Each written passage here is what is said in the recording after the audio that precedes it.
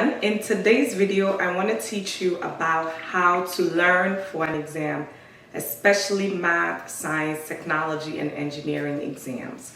So if this kind of content is interesting to you, stay tuned. My name is Dr. Jeanette Aintree, and I am a professor of chemistry, and I also coach and counsel college students.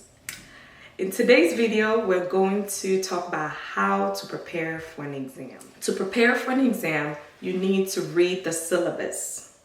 The syllabus, how is that going to help me? Let me tell you how important the syllabus is, and students are sleeping on the syllabus. A syllabus includes the date for the exam and the chapters that will be on the exam.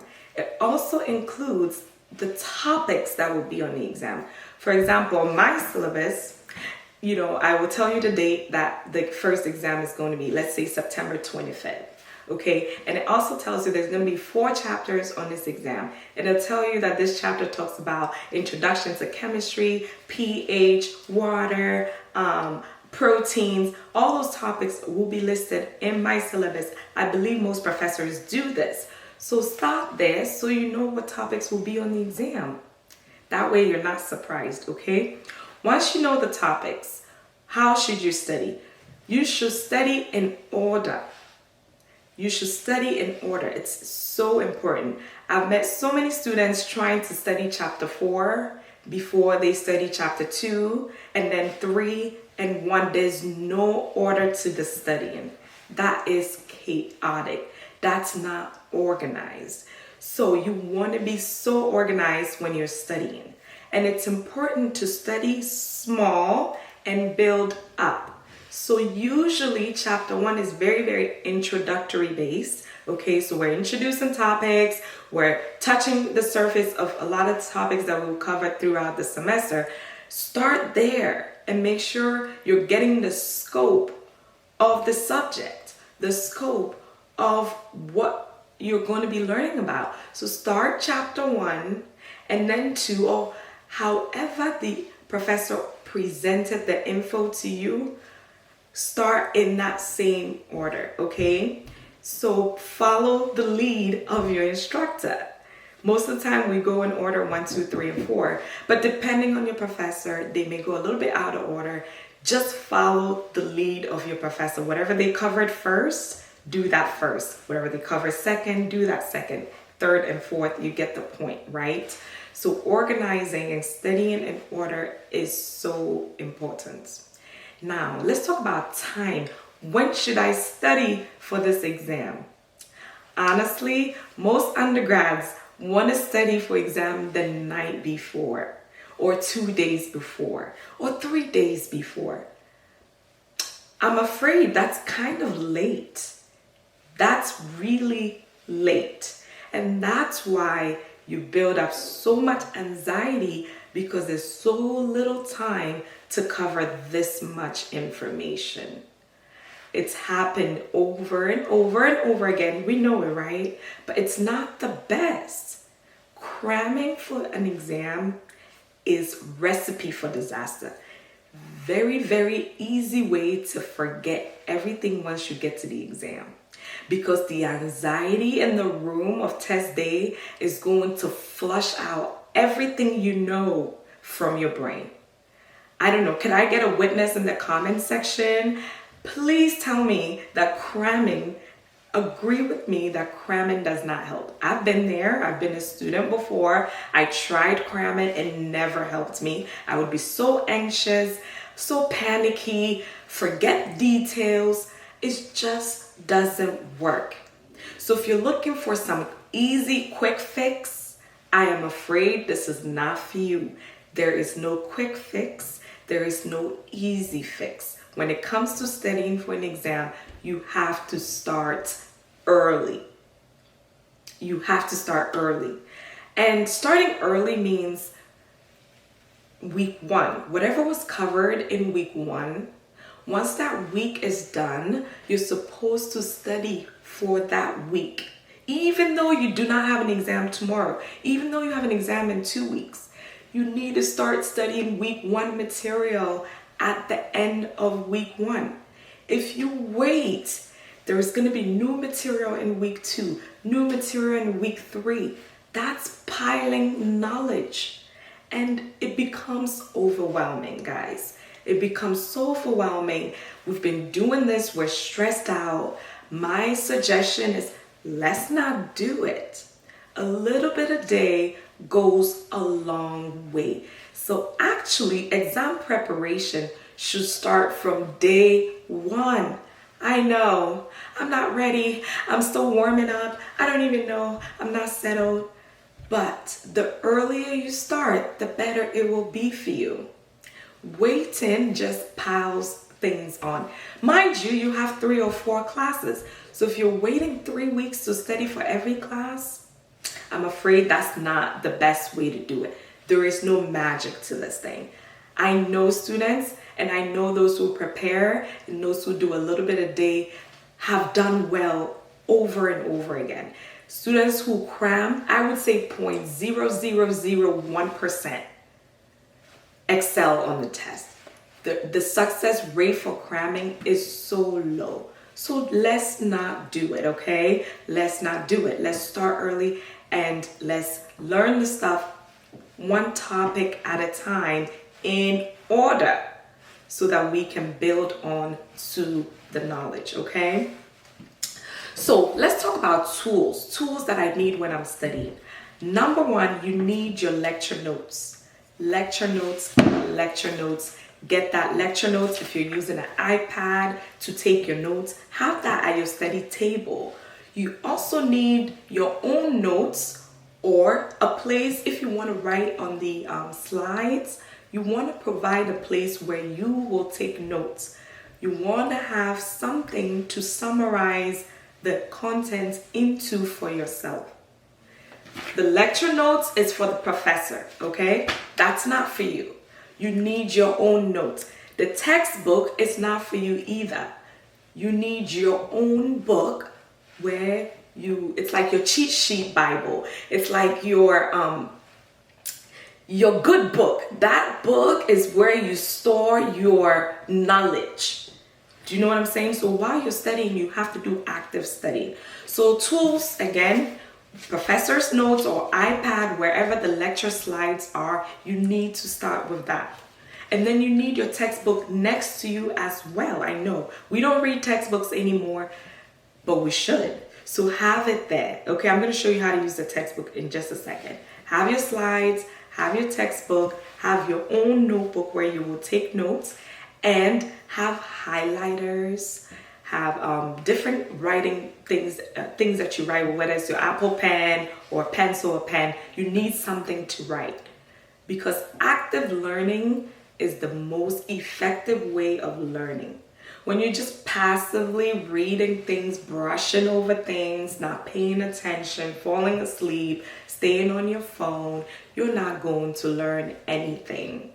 So you have to be intentional when you're learning to surround yourself with your tools and equipment that will help you to learn. Your cell phone may be a distraction, so put your cell phone away when you're learning, okay? So you have your tools, you're ready to learn.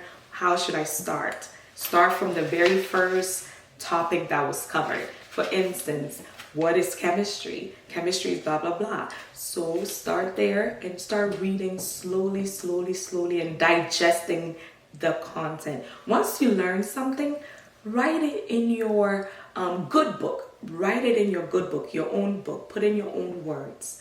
Use mnemonics. Use something that allows you to remember this information that you just learned. So I'm going to use the textbook to learn. First, I'm going to use my professor's slides to learn.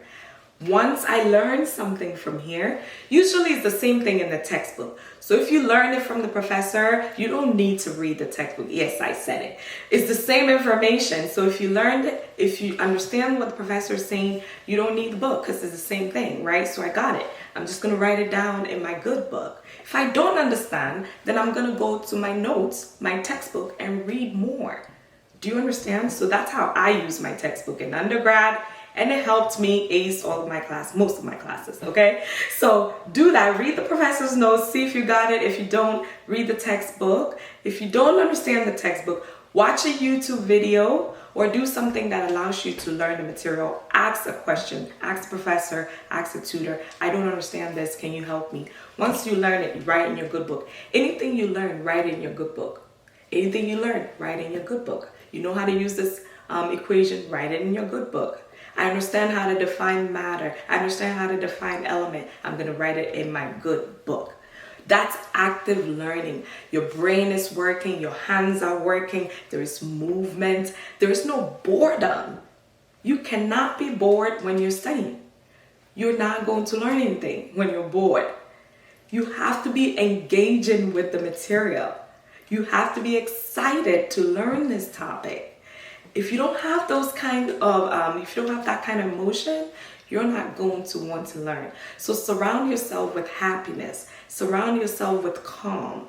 And then sit still and study. I'd say give yourself an hour a day to study.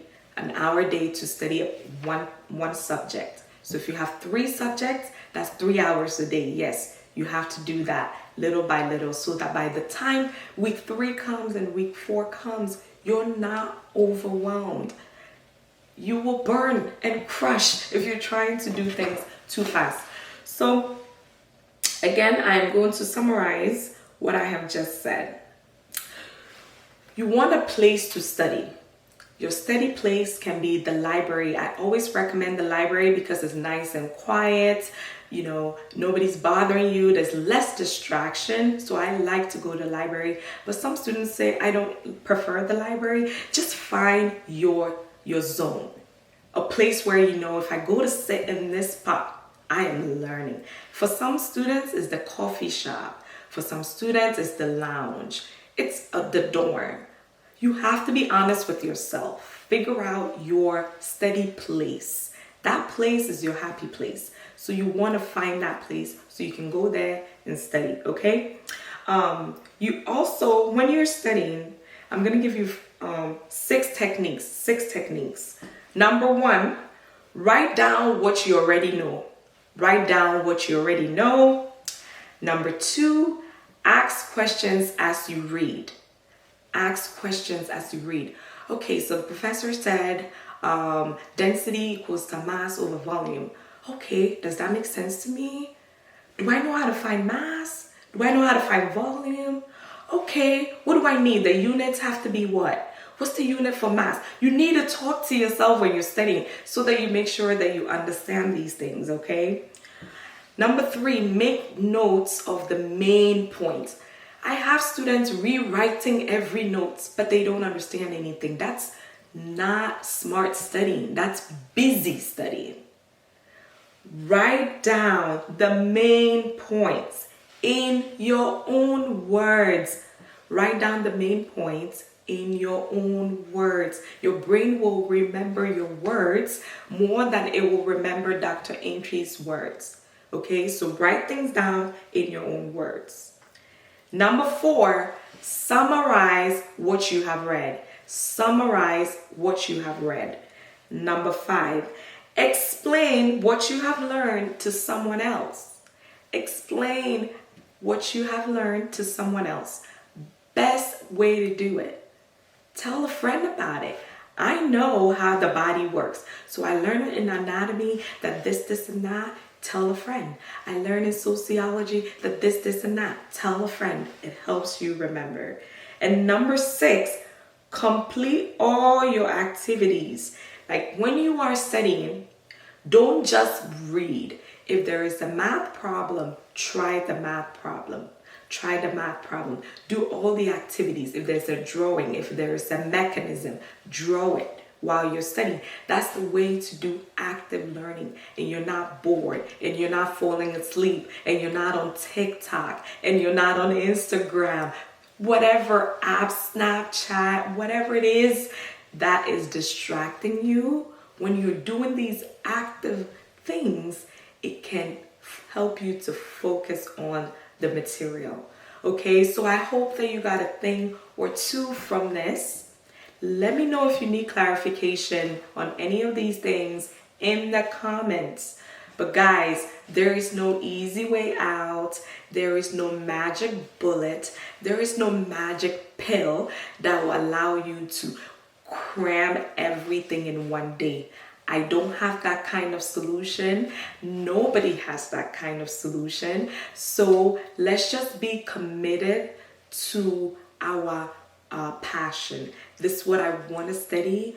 This is what I want to do. I'm going to commit, and I'm going to do it with passion. I am going to do it with love. I am going to do it intentionally. Trust me, learning can be fun.